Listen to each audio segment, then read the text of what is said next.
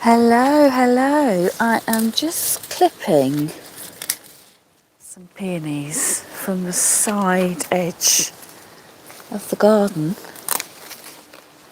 I'll be round in a moment.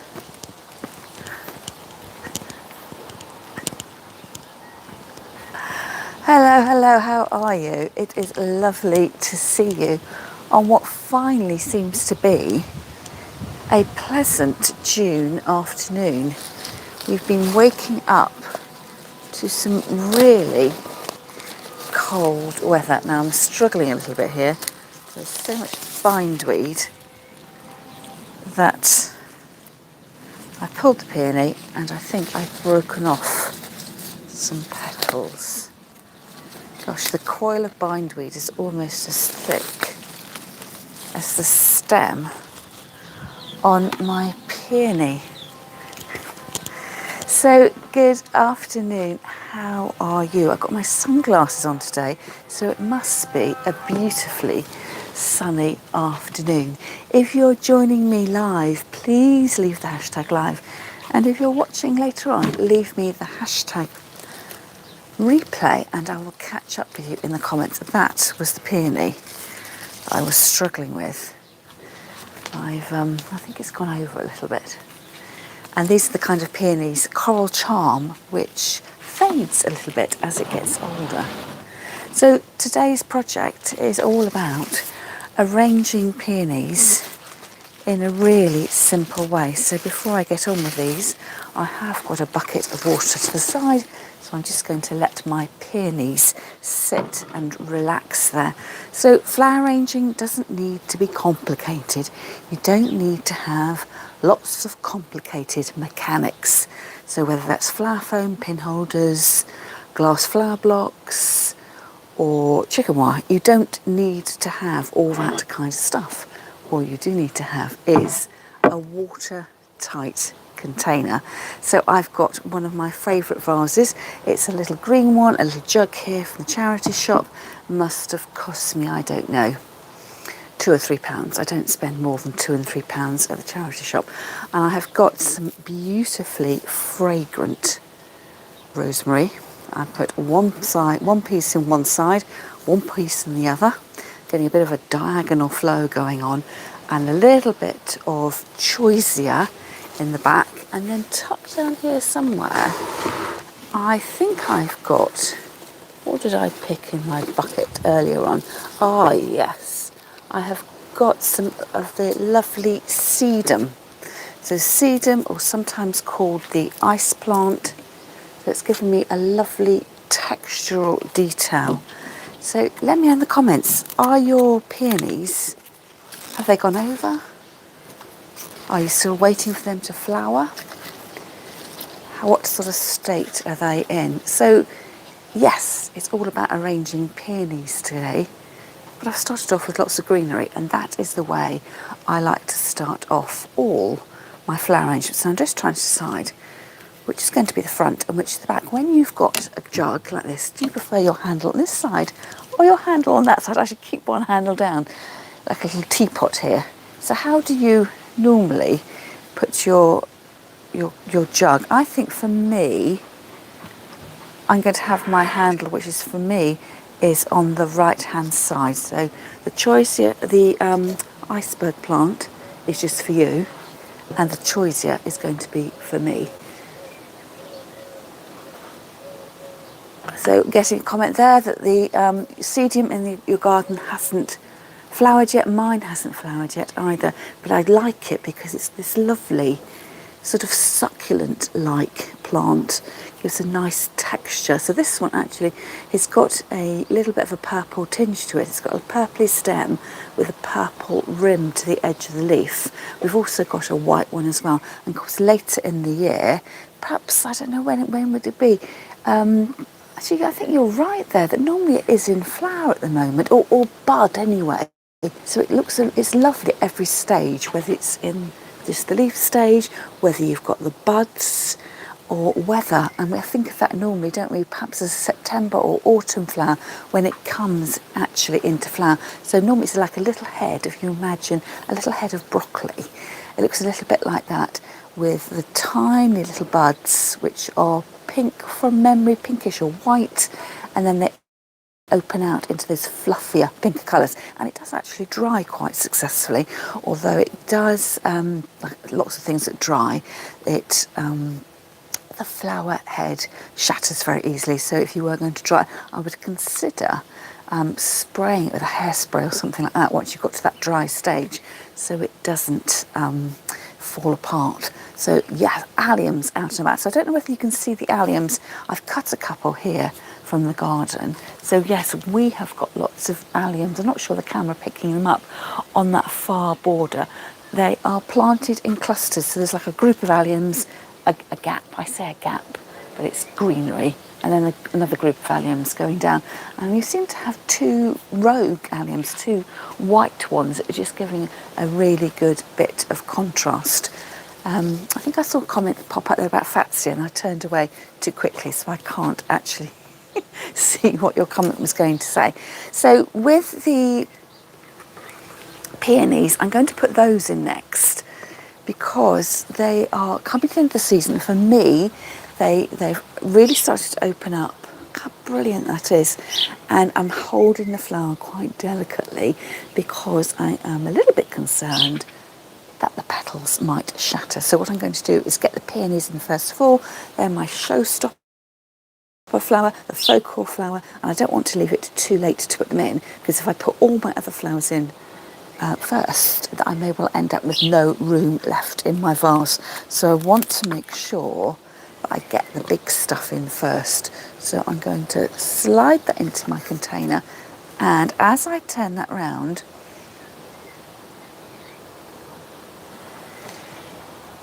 so you're saying the Fatsias are beautiful too. So that's the large hand-shaped plant. And have you got the seed heads on it as well? And it sounds like your peonies are a different colour to me. I mean, look how big that is. Absolutely massive. But what I like to do on my vase is I like it to be a seamless transition. Can you see that you can't see the neck of my vase, the rim, the top, which is just at this sort of level? Because I've made sure that my materials drape over or break the edge of the container. And when I turn to the side, you can see the rims there, but the flower heads there. And that is just a way of sort of locking everything into position. I'm keeping it all really low. So let's come back. I picked 5 all together. Oh, 5? Can I count? 2, 4, I could pick 6 actually. There we go. How do you feel about that? Do you like to have odd numbers in your flower arrangement or even numbers? So this head here is slightly smaller, and I'm going to cut it slightly longer so it's coming out like that. A lovely apricot colour. So just a little bit of space as well between the flowers so it doesn't just merge into one long sweep of colour. And you can see I've got 2 flowers in there. You could just go ahead with 2 if you didn't have any more.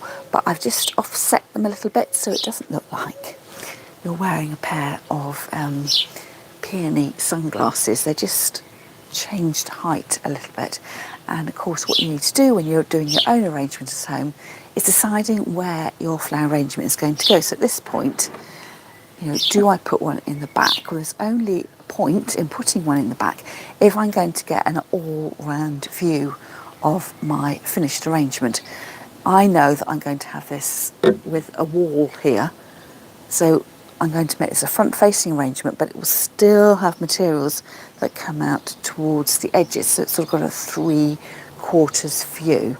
What I will do though is the little damaged peony, oh, gave it too much of a shake there, that although I'm not going to necessarily have a flower facing that way, I will need, it's quite a good idea to create a little bit of depth in the arrangement. Can you see if I turn that, I've got the handle facing me, those flowers across the front, but I've got, you know, an opportunity of putting something in the sort of middle plane and something in the back as well. So I may, you know, I'm just cutting this for fun, doing it for pleasure myself, I'm just wondering whether I can cut this peony short, have it in the back, so you just get that sense of a bit of depth on the flower arrangement, so it's not too flat and too, one-dimensional. I'll have to see whether this will work or not. So I think perhaps this flower has become damaged when it was in bud. Perhaps there's been an insect nibbling it, and I've got the added issue as well that I've got can you see the bindweed curling up? So I'm going to have to rotate that off into the compost bin, and then I can go quite short with this. I just want that hint of colour, and because this is an arrangement that's just for me, I'm actually going to rotate it that way, so you're getting the back view with the peony. I don't want to just discard it. I want to be able to enjoy everything. The petals won't stay on there forever, but actually, because the peonies are so mature, probably not any of them are going to last particularly long. But you can see as I spin that round, I've got something towards the back, something towards the front, with a sort of leaving this tram line in the middle, where I could put some more flowers in. And as I rotate that round, can you just see just there? It's giving me a little bit of depth and something to glimpse of. At the moment, excuse me, you're getting the flower that doesn't look particularly healthy. So what next? So I've got one bud. I'm going to leave the bud to the end. I've got 2 more stems. I've got more bindweed going around here. So it's about, I'm not sort of putting off my flower arranging until I've got the perfect flowers. It's a matter of working with what I've got. So this is quite a chunky, heavy base container. The flowers are quite big as well. I might see if I can bring something to the outer edges just to make most of it. So what I'm doing here around the other side of my container is I'm thinking I want perhaps the flower head to be there, so I can sort of see the angle the stems have to go in to be at that angle. I don't want it to be upright. And I know that I need to cut it about there. So I will cut the stem and then wiggle it down with a little bit of a corkscrew, not too violently, because I don't want those delicate petals to shatter. And then as I spin that around, I've just elongated the arrangement a little bit, so it's not short and squat. It's got a bit of an elegant flow out to the side. And the reason I'm able to do that is because I've got that network of greenery in my flower stems. If you started trying to play around with your peonies right at the beginning and then filling in afterwards, you would probably find that they wouldn't hold in the position. There isn't yet a quantity of stems to hold your flowers in place. So again, I will stand back, have a look. I've gone out to that side a little bit. Perhaps I could come out to the other side and sort of balance that out. Again, I've got bindweed. So coils round, so gently uncoiling that, picking off those lower leaves, holding it up against the flower vase so I can think about what length I want to cut it. Perhaps here I just need to take that tiny bit off the end there. So always cut long to start with, and then if you put your stem into a vase and it sort of looks a little bit weird too long, you've always got the opportunity of cutting off a little bit like that. So it's got a nice long sweep. And the only thing to do as well, of course you won't be spinning your arrangement round all the time, but if you are putting things in from the side, it sounds obvious, but you may find that your flower stems aren't actually in your vase. So do always have a complete look round the arrangement. You might find you've placed something perfectly and then discover it's sort of sticking out at the other end. But hopefully I've not got too many flowers and I can see, because I'm using you as a mirror, what I'm up to. And then I've got still a little bit of a bud here, so that's quite nice as well. I've got some fully open blooms, some 3/4 open, and then a tight bud which hopefully will open up in the next few days. It's just feeling, I can see it's definitely at that marshmallow stage. Did you watch the video that I posted. Was it last week? I can't quite remember. I'll leave a link to it in the description of this video about knowing when to pick your peonies when they're in that marshmallowy form, when they're ready to unfurl. If you pick them too early in the season, they'll be really hard like marbles and they won't possibly open out properly. So I'm going to have my bud, thinking about my principles and elements of design. A really big flower here, slightly smaller here, and just sort of somewhere along that sort of arc, I'm going to have a little bud coming out. So to make sure it's giving that sensation that the flowers are rooted firmly in my vase and the lighter material is wafting up above. I always like to think about this as being, you know, an historic house. You know, when you're looking at Victorian or Georgian properties that are really, really elegant, they have their big windows downstairs and then the second floor slightly smaller. And by the time you get to the attic, the windows are quite small. And in that way, apply the same principle to your flower arranging, that you want the big stuff downstairs and the small stuff up in the attic. So this has got quite a nice curve to it. So again, if possible, I could elongate the arrangement, taking advantage of the curve, or I could shorten the flower and have the bud up there at the top. I'm not quite sure what I want to do, but all the time I'm bringing the arrangement back so the front's to me, so the handle I've already decided is there. It hasn't sort of moved to there or flipped round to the other side. I'd like to see whether I can exaggerate the length there. Perhaps have that wiggled down, coming up over there. And because I haven't got any mechanics in my container, I can quite easily, if I decide something doesn't seem quite right, I can take it out and move it again. So what does that look like there? So your eye's taken from that outer edge. I think that might be a tiny bit too long. See whether I can cut a little bit off the edge. I don't want to see too much of a green stalk shooting out the other side. And then it goes all the way across to the other side. So I've managed to make an arrangement that is that wide, but sitting in a container which is that narrow. And then of course it's about filling in the gaps a little bit. So you could leave the arrangement like that. A simple arrangement of peonies, really easy to do with my 1, 2, 3, 4, 5, 6. It's an even number. I hope that doesn't send you into a shock. Or you could fill it out a little bit more, and because our gardens are starting to have a bit more growing in them this time of the year, you could add some more elements in. So I have got peonies in my bucket. I've only got 2 of these. I've just said with my peonies, so alliums, did I say they were peonies? My alliums. What I'll just make sure I do, there's nothing wrong with having 2, but I'll just make sure that they're not put in square. I don't want them creating a line, like a dot-to-dot line. I'll have one high, one low, one recessed. But you can see here that they're starting to open out a little bit. And this paler one, some of the flowers are just starting to lift up a little bit around the edges. I'm not quite sure how clearly that shows. Can you see it's like a second layer of flowers at the top, growing out a little bit.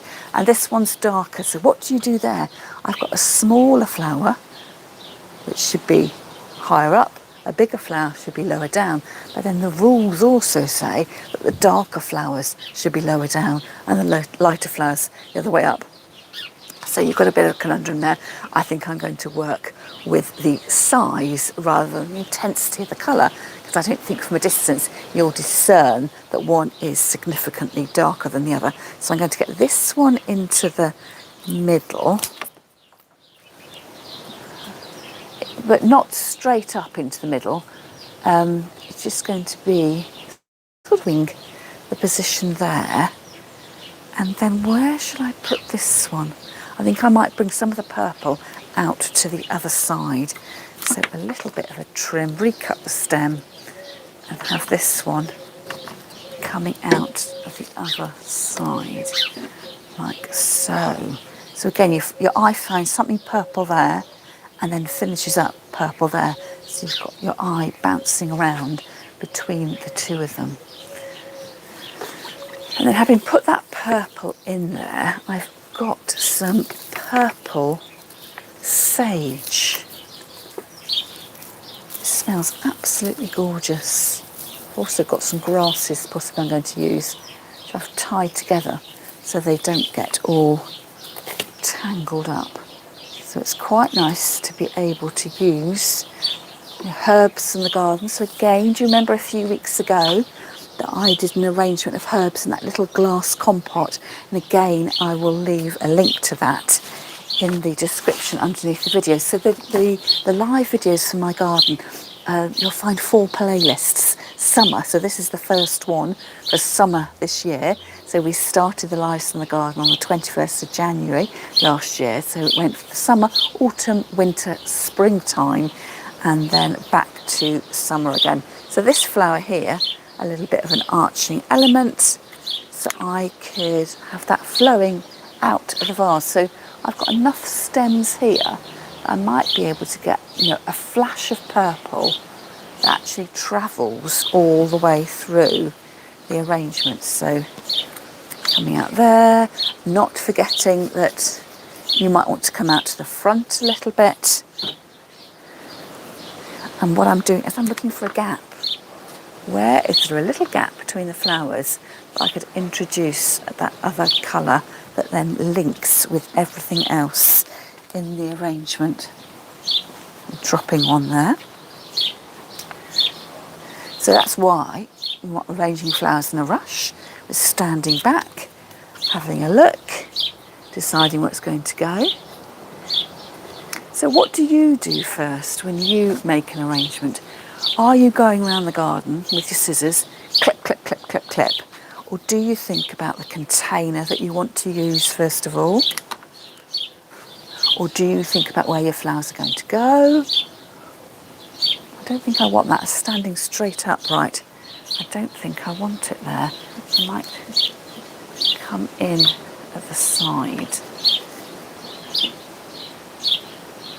But sometimes it can be a combination of all those things. Can you see the purple? So the sage, 1, 2, I think I put one through here somewhere between the 2 peonies, 3, 4, and then 5. So it's just those little spikes, and you'll notice that as well as the contrast in the foliage, so my spiky looking rosemary, my succulent rubbery looking sedum, the slightly leathery glossy leaves of the choisia, I've then got contrast as well in the shape of my flowers. So the big circular forms here, quite open. It's almost like this flower looks like it's been made out of tissue paper. And then the sort of compact circle like a snowball, and then you've got the long spiky line of the sage as well. So it's all those contrasting elements. So again, I'll have a little look back. So I've definitely got a sort of almost like a horizontal sweep here, a little bit of a gap in the middle. So let's come back with my next. Oh, I find another bit of greenery here. Honeysuckle. So this is hasn't got any flower heads on this, although it is flowering in the garden. I'm just going to take off some of the bottom leaves there. It's on a sort of forked stem, so I'm not sure whether to keep it as one stem or have it as 2 separate stems. My rosemary here is tipping down. It's like it's creating a little gap here, enclosing some negative space, some space where there's no actual flower, but it's helping to contribute to the overall size of the arrangement. So I wonder whether I can mimic that in some way. And the question is, do I mimic it by coming down this side as if it's another handle, or do I play with it and get it to come out at the top edge? My natural inclination is to go down, if I'm honest, so I think let's not go with my natural inclination. Let's see whether I can put that there. And it's definitely gone in the vase, it's not pinged out. So if I turn that round to you, I've then elongated the arrangement again, so the outer edge is here, and that last bit of rosemary is over the edge there. So you could stop at any point. I could have stopped when I just had those 6 peonies in, but you can build up and up and up depending on what materials you've got in your garden. So I've got here some sweet rocket. This looks a little bit like my perpetual wallflower, which is in purple. So this is a whitish head. I don't always put white with very colourful blooms, but there is a tinge of a pinkiness to this. And it's, you know, it's my arrangement, my rules, my garden. I'm not going to get too het up on whether the flowers go with each other. I want to be able to enjoy the moment. So I actually, the fact I got my sunglasses on, I enjoy, and actually as I look up, with blue skies, but I don't know whether you can hear the wind rattling around. It has been so cold here on the last few days that it's quite nice actually to be able to have my sunglasses on. I'm going to sort of think about the little bald spot I've got in the middle here. So I've got one piece in the middle there. I might get one piece sort of almost coming over the top of the peony, so the peony isn't sort of boop, boop, boop. It's got something that's just diffusing it a little bit, sort of mimicking the position of the sage that I put into the arrangement low down at the front, and then working my way through. So I'm looking at my arrangement, I'm looking for a gap. I don't want this arrangement to necessarily look like all the whites on one side and the purples on the other. I want it all to be evenly distributed, as if I'm mimicking, you know, there's really wide herbaceous borders that you get in stately homes. So I'm bringing a little bit of stately home to my suburban garden. Coming out at the front there, and perhaps even a very straight bit. Where shall I go here? I've got 1, 2, 3, 4, 5 stems of this as well. I wonder whether I can come out, and I'm feeding it in. So what I'm doing, sometimes you can't just put your flower in like that. I'm sort of going push, push, push, very gently, because I don't want to, I can feel it knocking into the other flower stems. I don't want to break the stem. I've only picked 5 of these, and I don't want to be going around picking more because I've just been a little bit heavy-handed. So can you glimpse some of that white there? So white, white, white, white. And did I put another white one in? I did here. And that was the one where I wanted to sort of come out and over and starting to shadow over the top of the peonies, just to sort of diffuse the look a little bit. And then I've got some purple, well, I call this purple loosestrife. I don't know what it's, I don't think that's its real name, and it's not purple. we used to have a purple variety of this. It looks quite weed-like. This is actually quite a pale pink. Again, it's a nice little spike form. It's nice and light and airy. So you can see that I went in with my chunky stems first, with my peonies, and then I supplemented that with the alliums, and then as we added more and more flowers in, they have progressively become shorter over time. I wondered what was going on there. I haven't spun it back round to the beginning. So, you know, I could said before, I could leave this arrangement as is. You know, I might decide it's got enough in it. But I've cut the flowers, so I'm going to use them. And that one needs to be a little bit shorter. I might get that yes. So this is sort of talking a little bit to the peonies, and actually a little bit to the pink, the rocket, with its very subtle pink tinge to it. And it's rising up above. There's light stems, you know, the attic window off at the top, you know, really, really tapering off to nothing with those little buds. Actually, I've got 4 of these, so how do I put in 4 stems without it looking very sort of modern and geometric? Well, you just need to think carefully about your placements. But because the flowers are, these particular ones are quite light and dainty, I don't think you're going to notice that there's only 4 of them.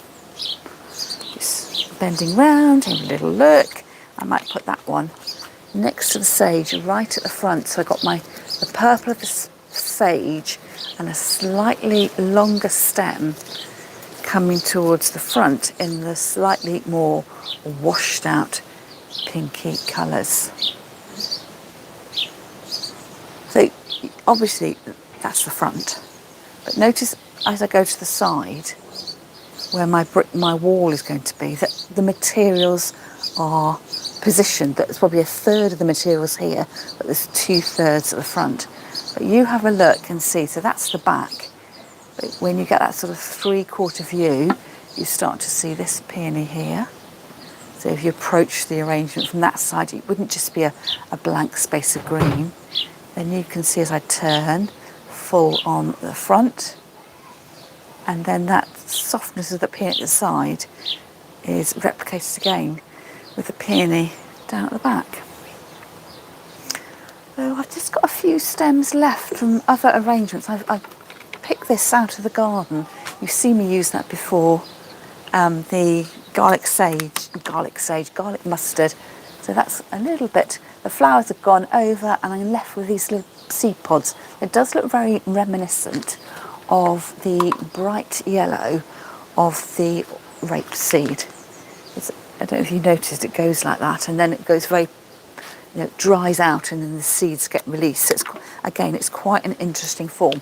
And I did actually hoik this out of another arrangement I had in the house. I thought it was gone past its best. I thought actually I can, rather than picking new from the garden, I might as well recycle this a little bit. It seems to have quite a good vase life. So I've got 2 in the back. I'm going to go 1 in the front. And where I can see a space, I'm going to fill it. And because, as I said before, these are quite fine, lightweight, and you can see it sort of quivers when I'm holding it. There's a little bit of natural movement, which is always lovely to have in a flower arrangement. So down the back there. Standing back, where do I want to go?